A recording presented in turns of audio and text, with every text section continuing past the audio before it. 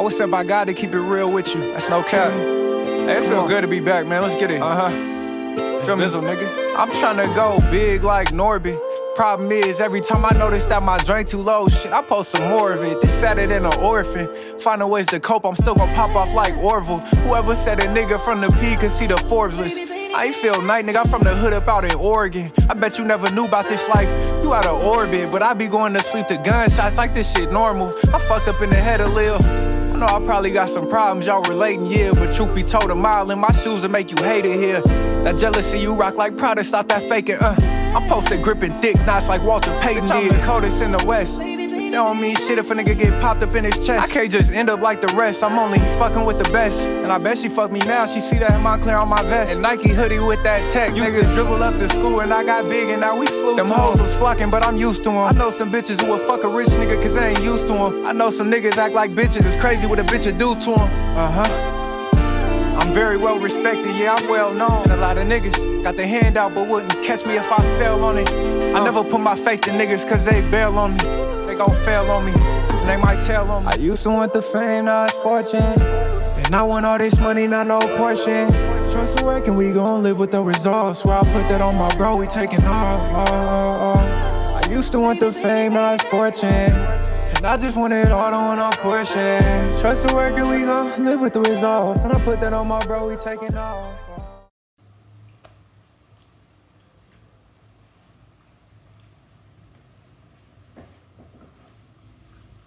I heard y'all been looking for me.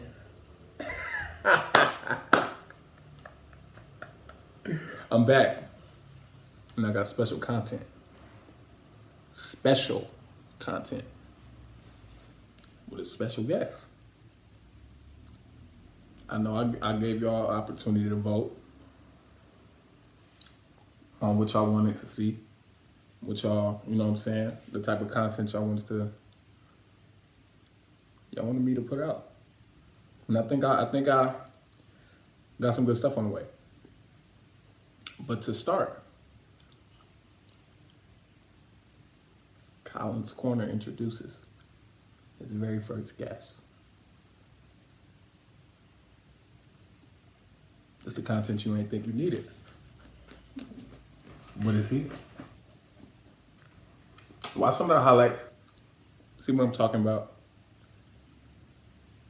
Let's get into the video, man. And you're seeing that play out. This ball is so hard to get any kind of swing on. Wow, just the explosiveness. The job of mirroring that slide. And lining up right in front wing. There is not a hitter in the country that's as quick as her. I know this fame don't make me. I know this game get crazy. I know this pain can't break me. I don't got downtime late. I love watching Cash Williams play tonight. She plays amazing. She's so impressive, so athletic, and has such a fast arm. And I just love how she goes at her attack so aggressively and so confidently. For the set. Been through it all, it's some killer shit. Blood on my head, but it's still a gift.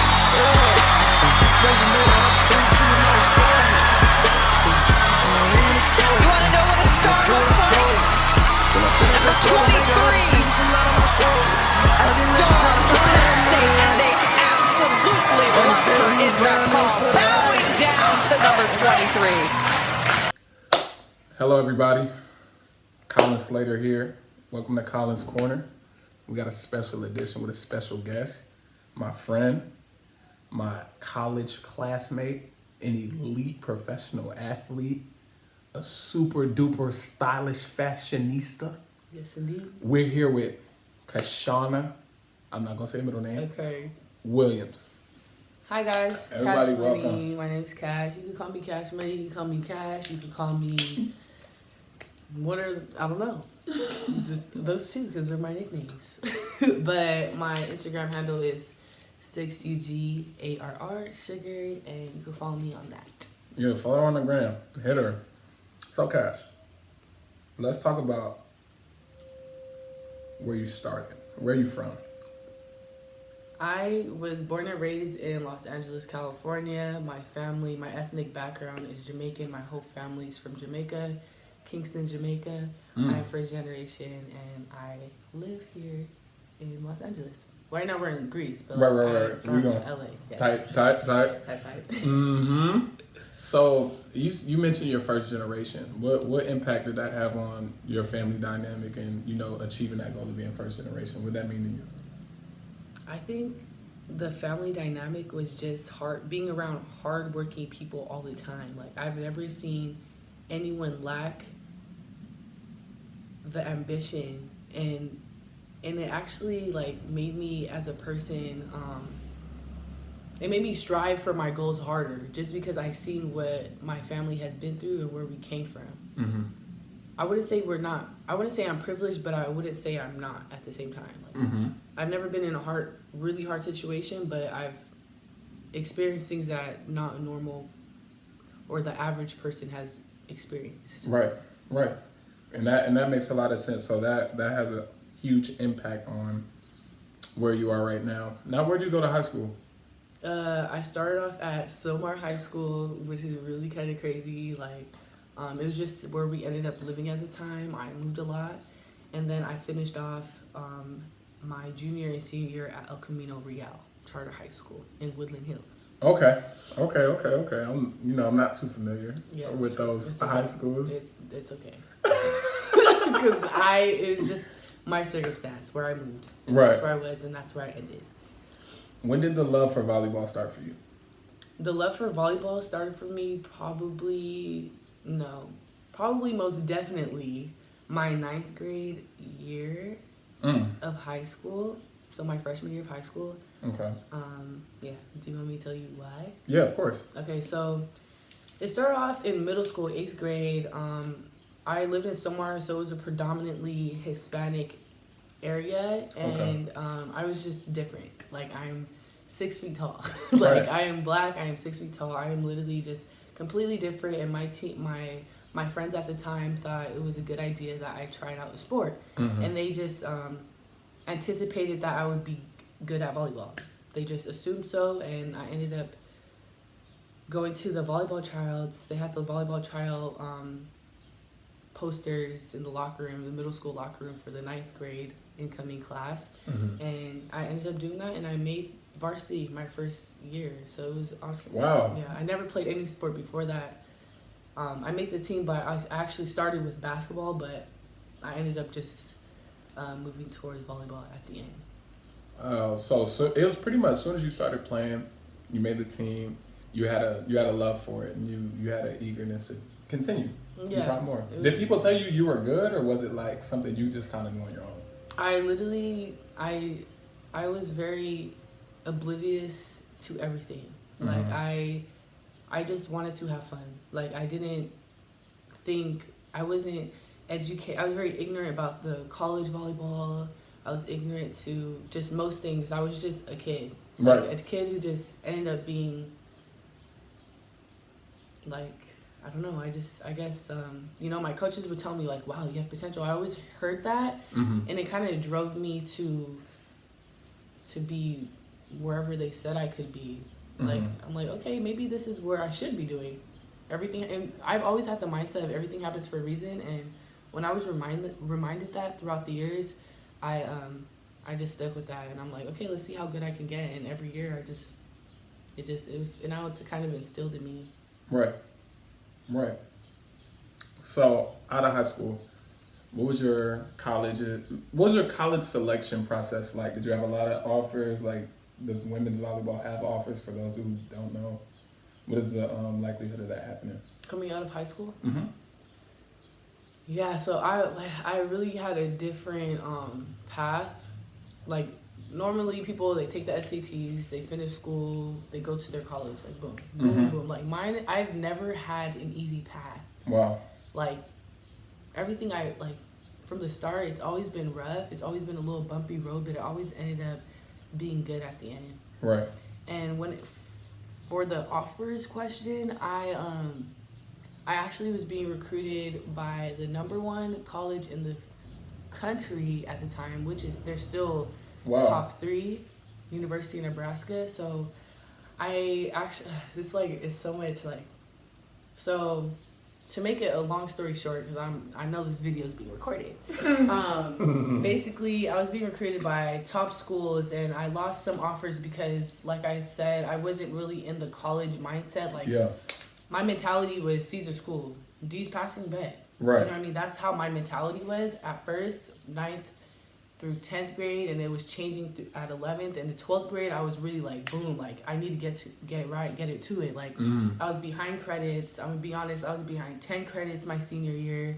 It was just so bumpy, and that's just because my environment I was around, I wasn't being motivated to do that. I'm first generation again. Right. I'm not saying they didn't care. It's just not something that was you sit down and you know what I mean, like. That's not like the norm. It wasn't the norm, so like as long as you pass, like that's how it was. But now, so my senior year I was behind credits, so I had so many good offers, like top teams, and I didn't lose that. I took the SAT twice. When I tell you I didn't care, the first time I took the SAT I fell asleep, and then when I was like, oh, I'm running out of time, I guess. Wow. I guess so I didn't do well. For my first one, and then I had a significant change on the second one, which helped me get into whatever college I wanted to get into. Right. But I was behind. I was just catching. I was playing catch up just because of what I was used to, and so I lost some offers just because it took time for me to catch up, and evidently I ended up at the #1 school, in the country, and. You know, so I was being patient with myself. It was very frustrating at the time, seeing like the offers go away because I wasn't where I needed to be. But it all worked out because I literally ended up at the #1 school in the country straight out of high school. Wow. Without having the full volleyball knowledge. I didn't play volleyball since I was 10. It was just amazing. So that's a huge deal. #1 team in the country? And I'm like literally, it was crazy. Like, yo, Cash, I didn't know that. Yeah. I did not know that for real. No, like seriously. You nice. I swear, the University of Nebraska, I literally went there. Dang. Okay, so obviously at that point, you know you're a talented player. You know you're good enough to play. Now tell me about the transfer process. I know you transferred to a new school after that. Like. Yeah, so I did transfer for Nebraska. At first, I was very much. I didn't care. I did. It's not that I didn't care. I just didn't. I just wanted to be at the #1. Like I didn't care about where it was, who was it, what kind of people there was. I didn't care about nothing. I didn't care about the weather, as long as I'm #1. That was my mentality. Like mentality was slowly changing, seeing like what I was capable of, and once I got there, the volleyball was high level. It's everything I wanted, but I was not happy there just because of. Like it was cold. It was literally just a culture shock, and I was 18. When I went on my visits, I went to many schools to go on visits, and when I went there, like either way, I was just by myself. I was doing all by myself. Someone who is new to this, so I ended up there, and it just wasn't. Sometimes just picking, you have to see the aspects of everything. It's not only one thing. Like I didn't think about like I have to stay here for 4 years, like. And I only thought about the volleyball aspect, but a lot of people, when they're choosing their schools, they only pick one reason, and there's like a list of cons. But you have to have a balance of pros and cons, and sometimes even the pros have to be a little bit more than the cons. And for me, it was a really big imbalance, and the cons were an overload. So I wanted to go home. So I ended up transferring to Long Beach. I went to Long Beach, and the coach for Long Beach at the time was my club coach. I just wanted to be comfortable. I wasn't comfortable, and I went to Long Beach because of the coaching staff, and the people who taught me how to play volleyball were the head coach at the time at Long Beach. So I just felt comfortable being with people I knew and in the city that I knew close by. I just wanted to be home. So I ended up transferring there, and then I transferred again my senior year, my 5th year from COVID, to Penn State. When I got in the portal, I forgot like how it was to be like, I don't know. Then like once I got in the portal, it was ding ding ding ding ding, all these top schools, UCLA, Ohio State, Penn State, where I ended up. Just I can literally tell you, name a school. Literally, they were recruiting me. Like it was amazing. I felt so blessed. And sometimes you just have to be uncomfortable with being. You have to be comfortable with being uncomfortable, because I was okay with being comfortable, and I forgot, like, I kind of forgot, like, where I was. Like, I don't know how to explain that. I forgot, like, who you were as a who player. I was as a player. Like, not saying there's nothing against Long Beach, but I decided to go lower just because I wanted to be comfortable. Right. And I just wanted to be with my family. Right. And so, yeah, so then I ended up at Penn State, and just because Penn State was actually recruiting me in 10th grade, and it just felt like a destiny to be at Penn State. Full circle moment A full circle. It was literally a full circle. So I ended up at Penn State, and I loved it, and everything happens for a reason. I don't regret going to Long Beach. I don't regret transferring from Nebraska, and I don't regret finishing at Penn State. Those are the 3 schools that made me the player who I am today. So. And that leads me to a really important question. You've been a professional, 2 years now? I would say a year and a half. Year and a half? Maybe 2. Maybe 2. I'm not even sure. Name the countries you've been to. So out of college, I finished at Penn State, and it was an option whether I wanted to go overseas off rip, automatically. Off rip. Off rip, and I decided to stay closer just to get my feet wet. You know what I mean? I don't know if I was ready to take that big of a leap. Right away. So right away, like right out of college. So I decided to go to Puerto Rico, and there's so many girls I knew at Puerto Rico. Like, that's where their stepping stone, and it was awesome. So then I started at Puerto Rico at one of the top teams, in Puerto Rico, and then I got recruited to go to Greece. But in between that, I went to the tryout. I could keep going. Like, it's all connected. Right. But yeah, so I started off in Puerto Rico, and now for my second year, maybe Puerto Rico is a short season, so that's why I can't really tell you. I don't know what today is, honestly. But Puerto Rico is a 4-month season, and is that like summertime? Yeah, it's like a summer. It's like a summer league. No, I guess something like that. Is it? Either way, it just lines up perfectly if you want to play in Puerto Rico, and then you have your overseas. It lines up perfectly. Okay. So it's like a quick money, and also a place where you could get your feet wet. So that's where I started, and then I got recruited, and I'm here in Greece now. Word. And what team do you play for in Greece? I play for PAOK. What team do you play for in Greece? I play for PAOK. For those of you that don't know, it's a very storied and what do you call it? It's held in high regard in the athletic field, especially in Greece. It's always been a reputable organization in all sports, and they take excellence serious. So her being here is, it's a big deal. She's humble. It's a big deal. So we got to acknowledge the fact that she's a professional coming out of Los Angeles, California. And right now, I want you to give me 2 things that you could take away from, your whole experience as an athlete, and then 2 things that you could take away from your life so far, just as a person off the court. What are a couple things? A couple things I could take away from being an athlete?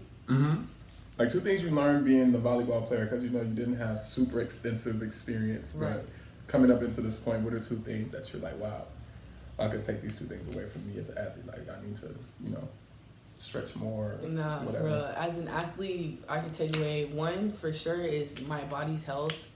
Like, I don't think, if I wasn't an athlete, I don't think I would be stretching. I don't think I would be rolling out for fun. I don't think I would be understanding my body. Like, a lot of people who are not in the athletic field or have to know anything about, like, in that situation there, I don't think they truly understand their body. And me, I could say I really do understand my body. I know what my body doesn't like, and I know what my body does like.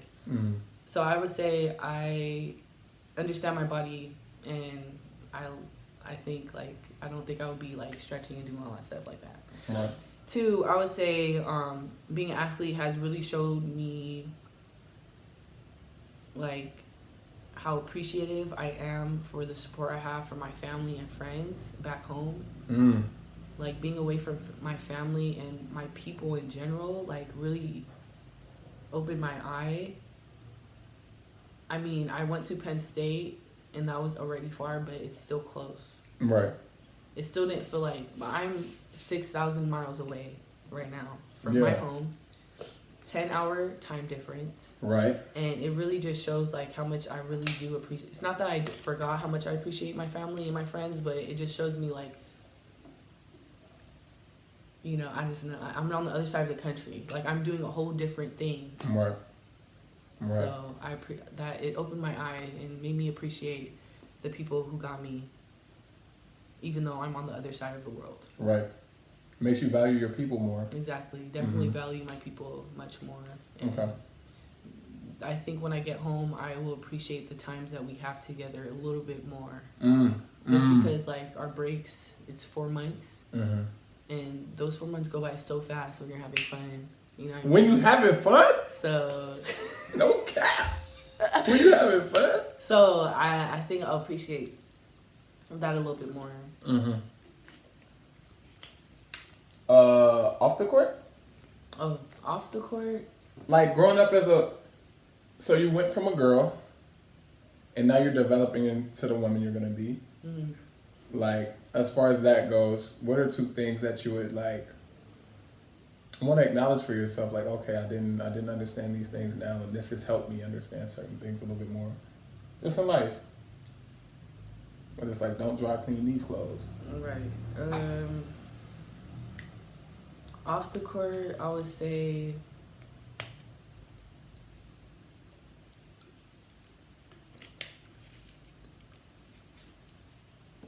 Off the court...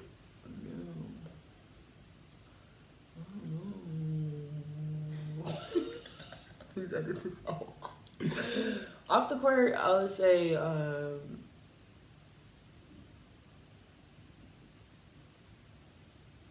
Okay, off the court, I would say it made me, doing this athlete stuff, really made me, it really exposed me to different people. I live in California, where I see different people all the time, but, like, literally living in a whole different country, 2 different countries so far, and more to come, like, I literally experienced, people are different all over the world, and I've learned my body has adapted to their cultural, just to their culture in general. Like I've really experienced different people, and I like a lot of people don't get to do that. Some people literally have never seen a different race before, because that's all, they literally live in a country where there's not different people. Like I am grateful to be able to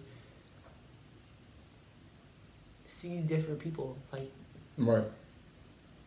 I don't know, like I like seeing different people, and I like to understand different cultures. I'm learning different languages a little bit. Like, it's fun. Like, yeah, sometimes I miss it going home, but like being here, like really I like it. Like I like being around different people and understanding different cultures, and you have an appreciation for that.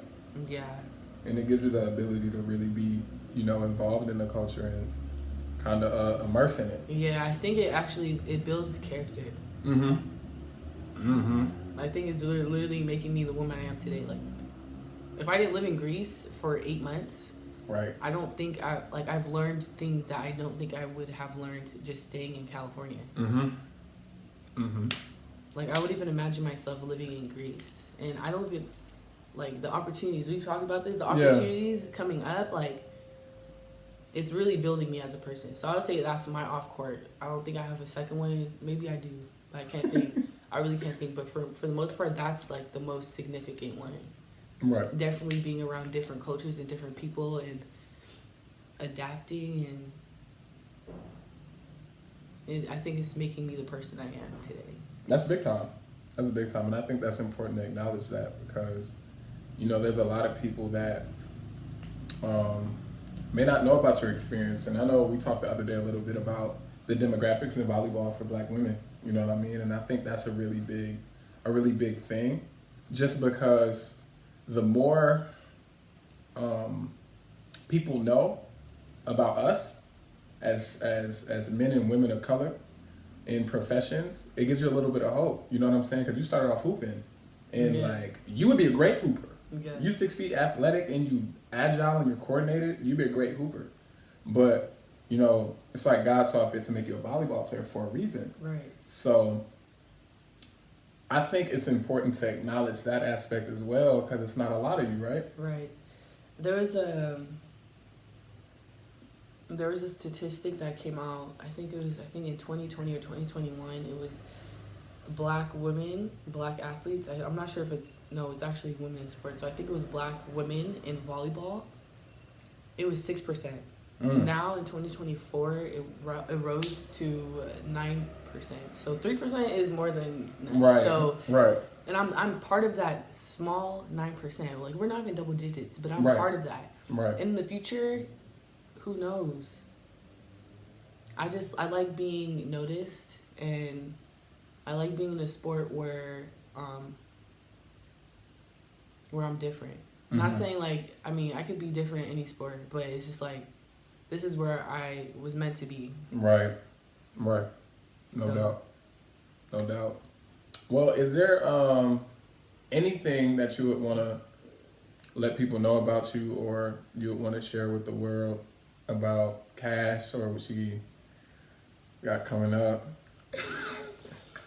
I would like to say, I want to share my, I have good opportunities in the future, and I want to keep that silent on exactly what it is, just because I just don't know exactly how it's going to end up. But something that the world might want to know about Cash is, Right. I would say, literally chase your dreams. Like, I know it sounds corny, but For real. literally chase your dreams. Like, no one is stopping you but you. The impossible is not impossible. It's only impossible if you say it is. All right. Like, I literally did not expect myself to end up here. And God keeps blessing me every day. Like, I know it sounds crazy, but like, literally, like, if you have faith in yourself, then there's nothing to worry about. I think that if you worry too much, I think that you just shouldn't worry. And that all things come to where it's supposed to be. Right. I think that you should taste your dreams and just not give up. I know that sounds so Nah, but that's real, though. But literally, don't give that's up. real. Like, be consistent. That's a word. Consistency is so important. Be persistent. Like, You talking kind of heavy a little bit. nah, really. You really in your bag a little I'm bit. really You're in your not. bag. But like, literally, like, on a serious note, like, I honestly don't think I would be here today if I didn't. And if you don't have a mentor, find one. Right. Find someone who could help guide you. Like, you know, sometimes in life you don't have to do things alone. Like, we're human beings. We literally need companionship. Like, Yeah. if you find someone that might help you, find someone. Like, you don't have to do everything alone. They might just lead you to the right direction. I think you should also try to find people in the same interests and just try to broaden your horizons that way. They might open up opportunities in the future. Even if you're not comfortable, just be uncomfortable sometimes. It's okay. Right. That's all I gotta say. Right. Well, you heard it here first from Kashana Williams.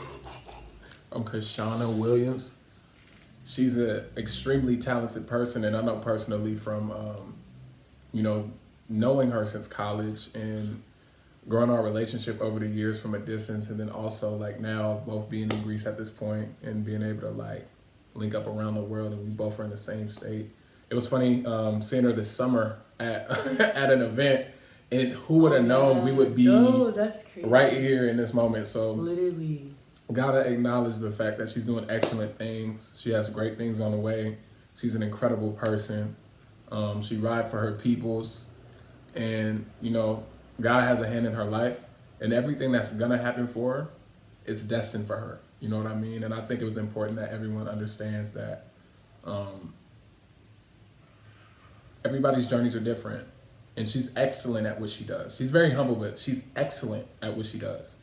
And her approach to the game, you know what I'm saying? Her approach to her professional career, it's second to none. You know what I mean? So I know nothing but great things are going to come from this.